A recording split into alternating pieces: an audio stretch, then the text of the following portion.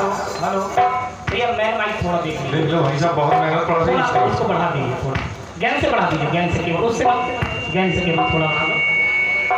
Hello hello hello hello hello, बस बस बस बस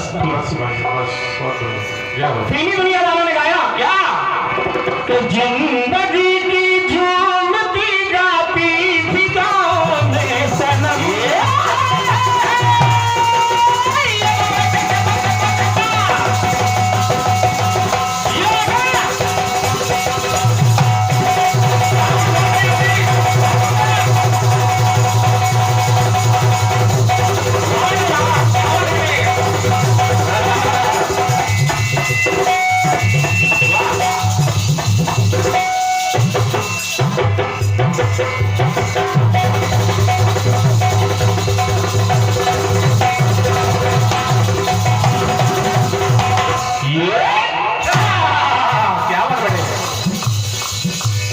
जिंदगी की झूमती गाती फिजाओं में सनम, मैं रहूं तुम रहो दूसरा कोई न हो, ना हो इसमें गैर की तन्हाइयों के भी कदम, मैं रहूं और तुम रहो दूसरा कोई न हो।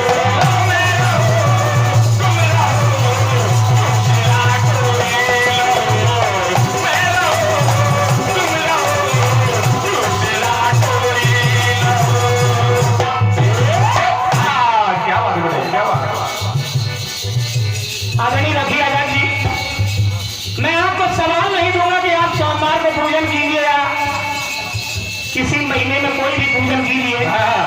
मैं केवल आपसे एक छोटी सी चीज इस गीत के माध्यम से दे रहा हूं, उसको केवल आप समझ जाइए, गीत का जवाब आप कहीं ना कहीं से जरूर लाएंगे। बिल्कुल बिल्कुल, पहले सुनिएगा, सुनिए।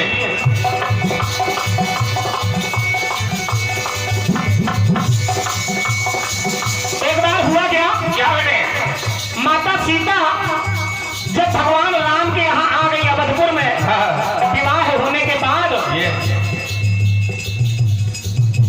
सास, जो तीनों सासें हैं माता सीता की, उन्होंने कहा कि हे सीता, आखिर तुम रोटी कब बनाओगी?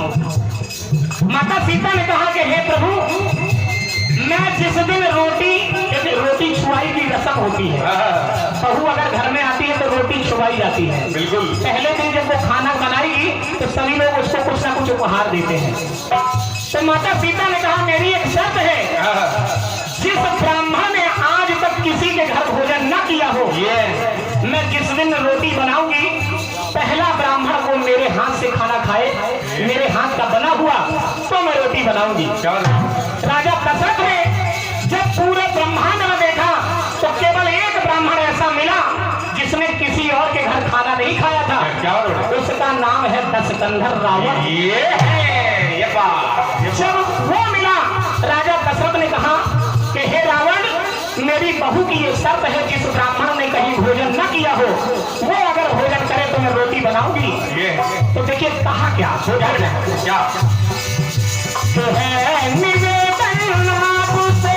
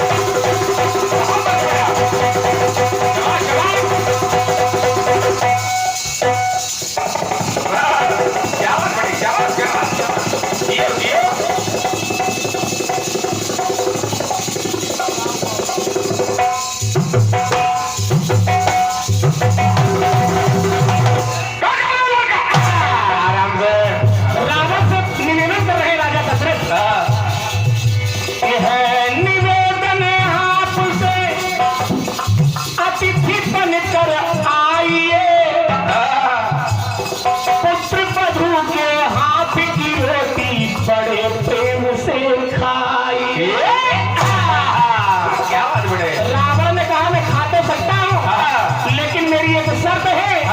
शर्त क्या है? क्या शर्त मेरी मान ले तो आएंगे घर तेरे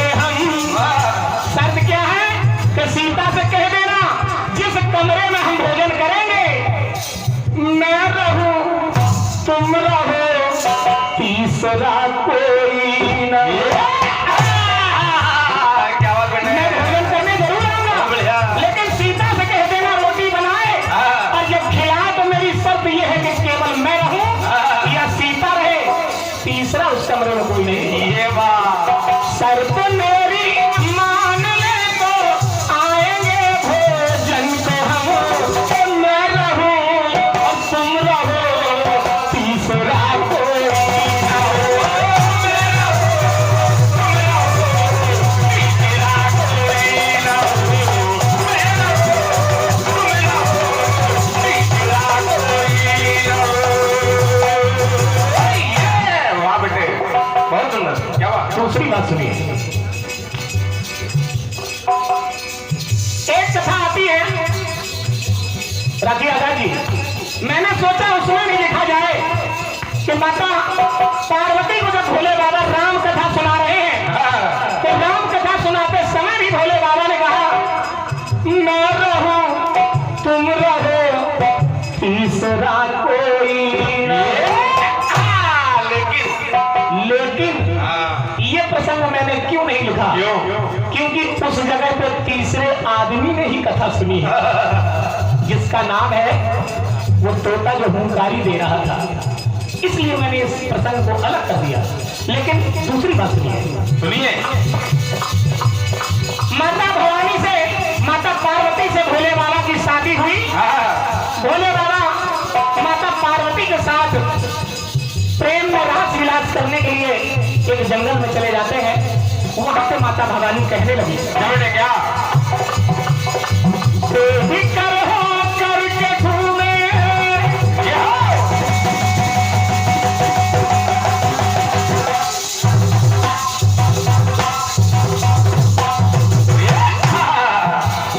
बेफिक्र हो कर पक्षी हो मगन सब घूमते। प्रभु आप यहाँ पे प्रेम में मस्त है, लेकिन मैं एक नारी जात हूँ। बेफिक्र हो कर पशु पक्षी हो मगन सब घूमते, मस्ती में मतवाले होकर आप बेहद झूमते, आप बेहद झूमते, आप बेहद झूमते। लेकिन प्रभु अरे ऐसी मर्यादा बना दो, आए ना मुझे को शर्म। अरे मैं नारी हूँ, ऐसी मर्यादा बना दो, आए ना मुझे को शर्म। और इस जगह मैं रहूं तुम रहो, तीसरा कोई ना हो।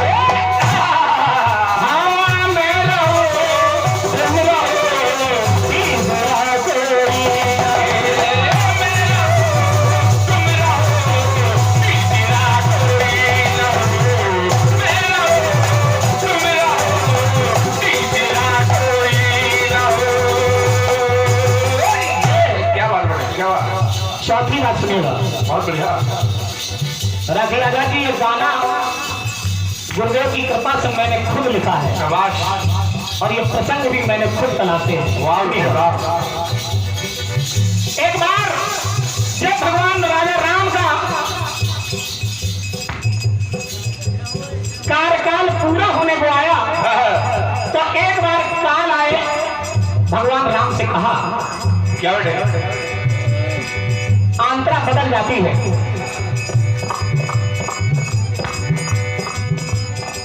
तुमसे अच्छा कोई कुदरत का नजारा नहीं। तो सुनिएगा, सुनिए। आपके दर्शन हुए रघुनाथ कृपा कीजिए। और कृपा में करना क्या है? कुछ समय एकांत में, कुछ समय एकांत में हे राम मुझको दीजिए, हे राम मुझको दीजिए, हे राम मुझको दीजिए। लेकिन प्रभु राम मेरी एक शर्त है, मर्यादा रघुनंदन